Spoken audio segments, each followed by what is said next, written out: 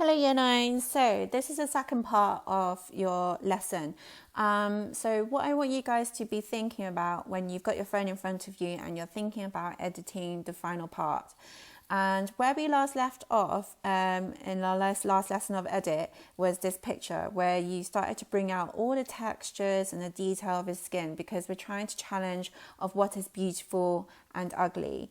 And we're trying to bring out the natural features that we tend to hide in a society. So we tend to hide the bumpiness or the textures of our skin, because if you look at social media or magazine covers, they tend to have really smooth skin, and they sell this sort of idea, this fantasy like of idea of what is beautiful.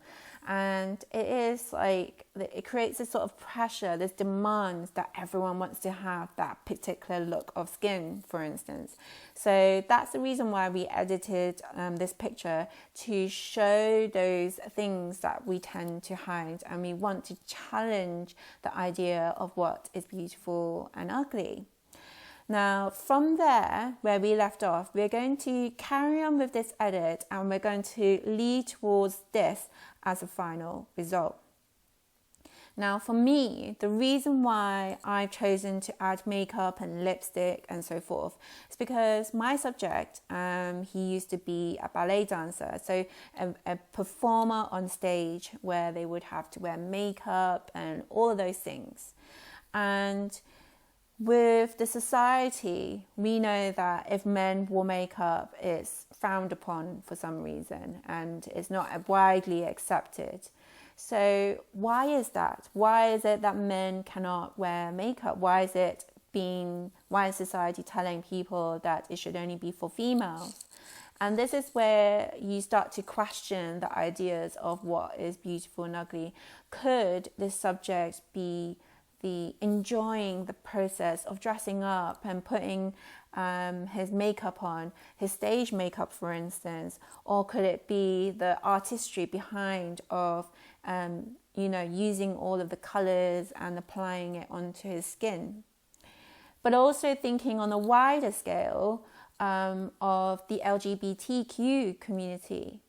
Can it be something where the society can be more and more accepting of this community without feeling like they're the outsiders, shall we say? So we want to show and challenge that it's not just about looking beautiful and so forth, or what society thinks is beautiful. It's what individual people or person, shall we say, should feel in terms of feeling beautiful when they put, for instance, for this subject, putting makeup on because he feels beautiful in that kind of way. For instance,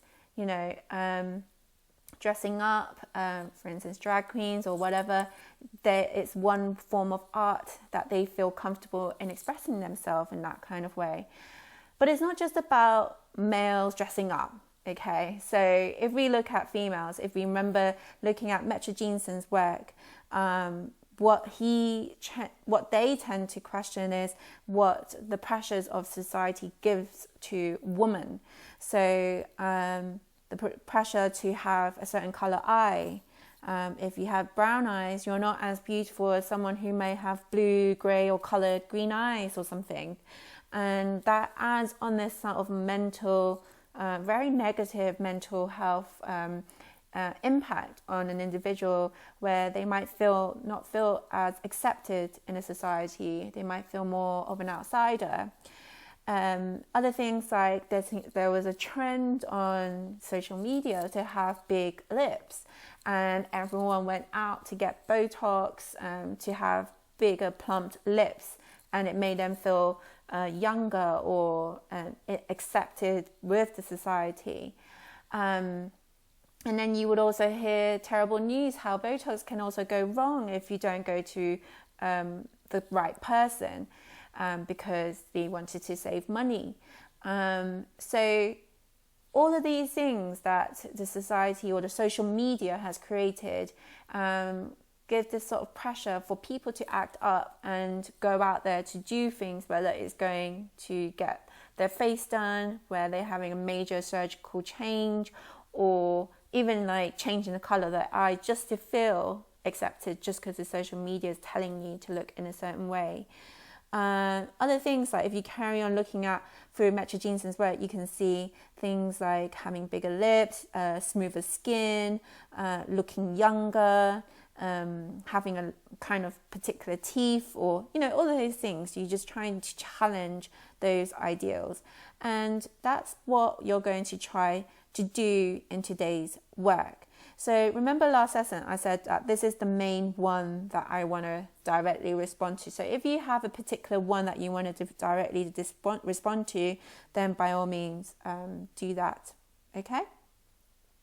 So there's two different ways of finding images. So if I remember showing you this, you can see on my subject, he's got red color lips and makeup eye on his right eye. So you can find it on the internet. So for me, it's the Safari. If not for you guys, Google Chrome, whichever browser that you guys use. The second thing is using Pinterest. Now, Pinterest is really, really good, especially if since you guys are doing photography, because you can find lots of pictures, really good quality pictures, that you can use and be inspired by different kind of artworks. You can even create a mood board and all of those things. But today I'm just going to show you the basics of how to use Pinterest, okay? So you got two choices. You can download the app Pinterest. If not, you can just use Safari or Google browser to find your images. I'm just going to show you an example what that might look like. So I'm going to go and look for close-up makeup face because I'm trying to respond to that artwork that I've just shown you earlier on. And you can see there isn't a lot of images to look for. It's quite limited. And I don't want you guys to pick pictures where it's got these sort of watermarks, meaning these faint words and marks on top of the photo. Because obviously when you use this photo to put on top of your edit, you're going to see these writing and it won't look good. It actually makes it 10 times worse to your overall edit. So you can see there's a lot of watermarks put onto these images. So I managed to find one, so I saved this image. So to save an image, all you need to do is hold it down like this and then click on add to photos. And then once you've done that, that would be saved into your gallery, which is in your photograph albums, okay? Then the second one that I'm going to show you, which is Pinterest. Now on Pinterest, you can find so many images that will be useful to use for your overall work. So for instance, if I was searching red lipstick makeup, so I would type it up at the top, okay? And you can even do something like close-up. We know what close-up shot, meaning that it's a close-up shot, it's fill the frame, and that might be really good for you to get that particular image. So for instance, if I find this image, and what I'm going to do is on the bottom right hand corner, you see these three dots. So that means option menu. And you're going to download the image like so. And that's how you simply need to do it. Okay, I think that's quite straightforward. Okay, and you can see there's a lot more choices, more professional photo shoot put on here. And it just gives you more choices, really. So those are the two options, Safari or Pinterest, to find your internet images that you want to paste on top of your photo looking something like this. Okay, so all those images you would have downloaded. So I've done some earlier on today and I've downloaded these images. And I've only used this selected one.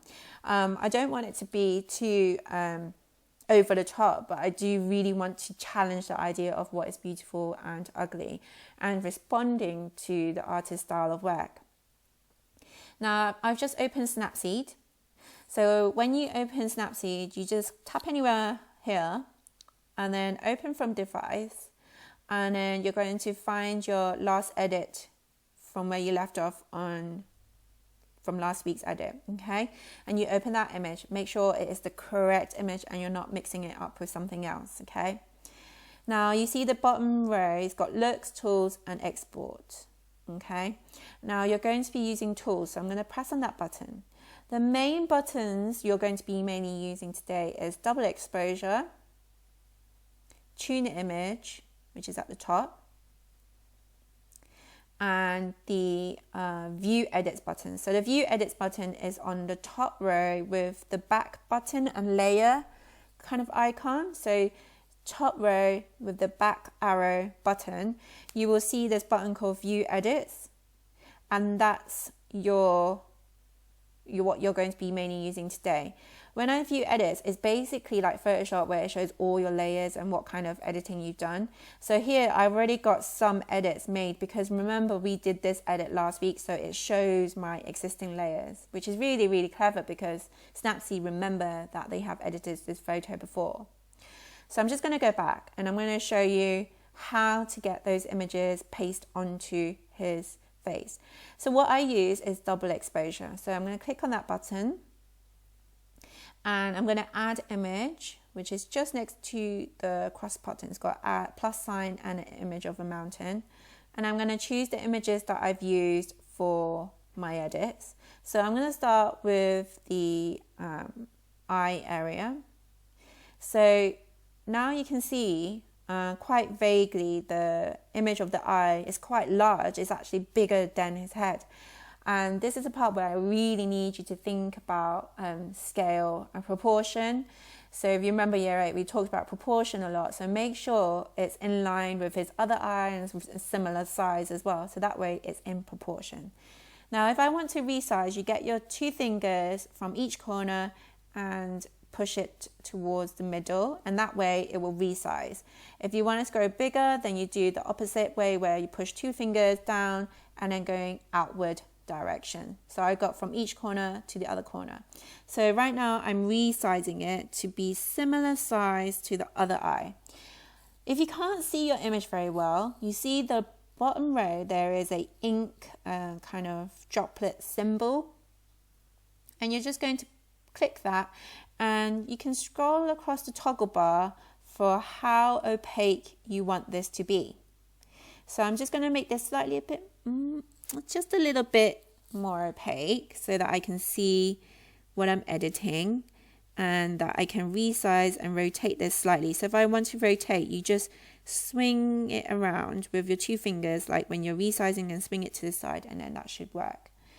And I'm just going to look at both eyes to see whether this is quite in line. And I think I'm quite happy with the look so far. But if you feel like, oh, you've edited it and it doesn't look in line, you can always come back and correct that, okay? So for now, I'm going to take this all the way to maximum of full opacity, okay? And on the tint button, just make sure it's already highlighted on default. That's basically showing different kind of outcomes when you're playing with double exposure, but we just want to keep on default. Once you're happy with that, you click on the tick button. Okay, so what we did is add image, change the opacity, make sure it's on the default button, and then tick. Done. Now, the next bit, obviously we can't see our subject's face anymore. So what I want you to do is go to the top undo button and view edits like this. And it shows all my layers. Click on double exposure and you see a square with a paintbrush. Click on that. And what I want you to do, obviously you can see your subject's face again.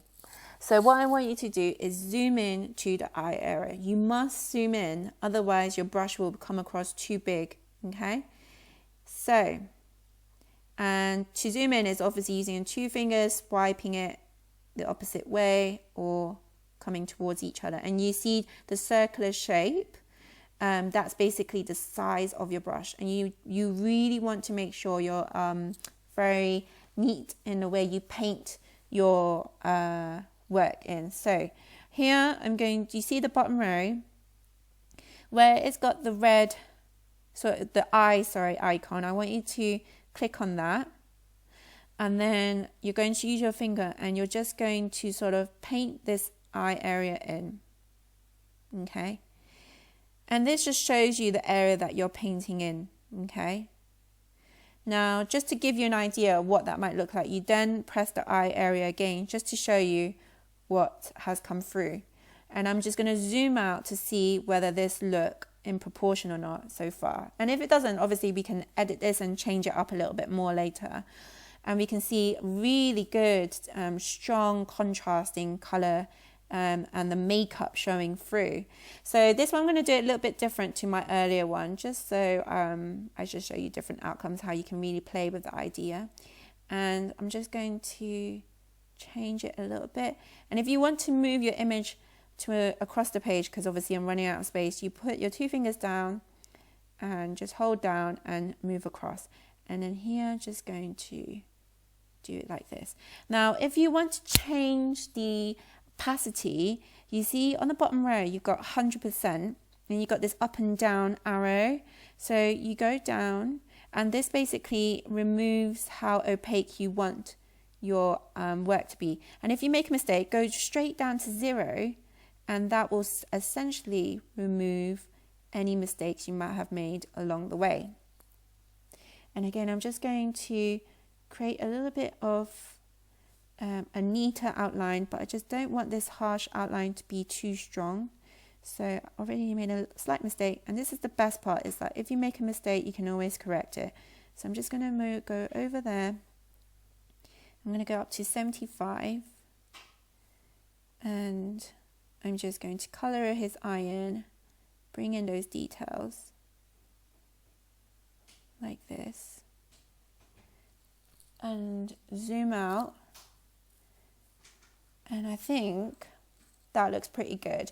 So once you're happy with that, you can just click on the tick button here. Now, if you feel like, oh no, my eye is too big, it's not in scale, so just click on that double exposure layer again, and you just need to tune the image a little bit. So the part where it's got all the lines, bars icon, it's got 3 lines with T-shapes on the side. So click on that button, and you can just change the opacity, just make it a little bit smaller if you feel like, oh, her eyes are a little bit too big and unnatural. Then you can, once you've done that and you've adjusted it, and you just press the click button, the tick button. Okay, so I hope that makes sense. Essentially, that's what you need to do. And I'm going to go back. Now you're thinking, how do I add the second image? You literally repeat the same steps. Tools, scroll down, double exposure, add image, and choose the lips that you want to use. I'm going to choose maybe, I'm going to try the orange lips just to make it a little bit different from my earlier edit. And again, resize, rotate it slightly, make sure it's in line with his face and that is in proportion, like so. And change the opacity to 100% all the way to the end. Once you're happy, click the tick button, go to the view edits, which is the top button with the back arrow, view edits, go to double exposure. Now don't get mixed up with 2 double exposures, so it should always be the latest one, which is the one at the top. Hit the brush button with the square, okay? Then what you're going to do is zoom in. Remember, we want that brush to be small. We don't want it to be big, because you end up painting in areas that you don't want to bring out. So use the red button, the I button, and that essentially shows you how much detail you're trying to pull in at the moment. And I'm just going to paint that through. Don't rush your work. I'm just moving a little bit more quickly just so you get an idea. I'm just going to blow it down to 75% because I don't want the opacity to be too bold. You can keep the eye on or off depending which one you prefer. Okay.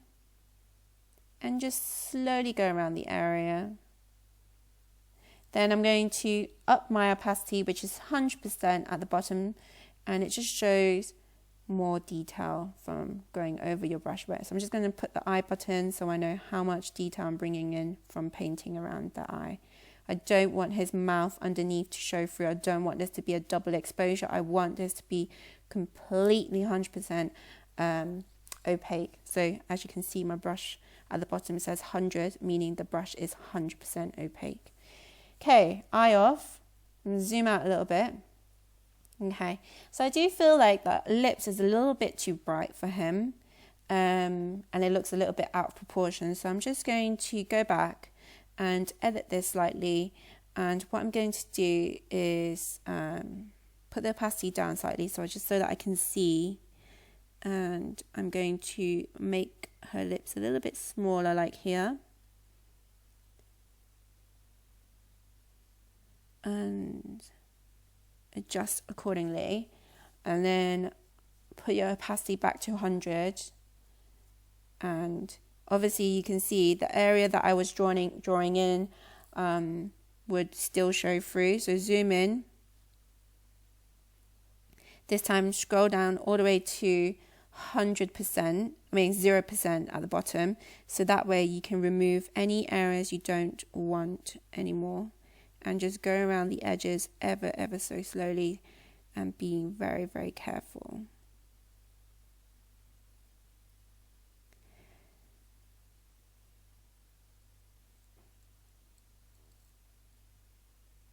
Okay, and then once you've done all of that, just remember to do your screenshots. Now, obviously, I missed out doing that, so that's one of the bad habits I have, is forgetting to do screenshots. Now, if that does happen to you, this is one way of getting back on track. So go to original, screenshot. Now let's go to white balance, because you only done those 2 extra steps, because remember it shows you your earlier edits. So go to white balance, screenshot, and that's your first. Then second, screenshot, show these tools. Then third, these tools, and that's 1, 2, 3 screenshots done. Okay, now you're going to go back and you're going to tune your image, and you're going to change the brightness a little bit, just to make everything else blend in a little bit better. And to be honest, I would probably change the lips, which I will probably do off camera. So just make the contrast a little bit more stronger. I want the shadows to show through a little bit more. So just scroll down, just a bit more shadows. And let's see, ambience. So again, so when you're editing this tune image, is the same thing what we did last week. You select the adjustment and you just move your thumb side to side to make that adjustment. Maybe I'll just make it a little bit brighter. Yeah, that might do. And I'm going to change the lips now. Okay, so that's essentially your edit, and then you go to export, save a copy, like this. And you're going to start emailing those images that you've just taken pictures of. Okay, so what we've done is this are your screenshots. Okay, so select them, email them. So press the mail button, and then write in your email address, your personal one, because you're going to send this to yourself. Screenshot round, just say screenshots, that will do. And then send it to yourself, and let's choose medium. Okay, and then your final edit, and it should have saved around here. So this is your final edit. So again, what you're going to do, press the bottom button with the arrow forward, mail, and then send it to yourself, jlee@htc, and then you will call it final edit. And this time you're going to choose, let's choose large. Okay, so that's essentially going to be sent to your inbox. So what I want you guys to do is now open your computer and sign on to your email address and open your PowerPoint Metrajeanson project. And I'm going to take you guys to the next session, which is part 3 of this, on how to present your work on PowerPoint. If you're confident to do it on your own, by all means. But on the PowerPoint, I'm going to explain how you can annotate your work a little bit more in depth, give you a little bit more example, prompt, and talk about the prompt questions that might be able to help you if you're stuck on the writing part. Okay, good luck, guys. Bye.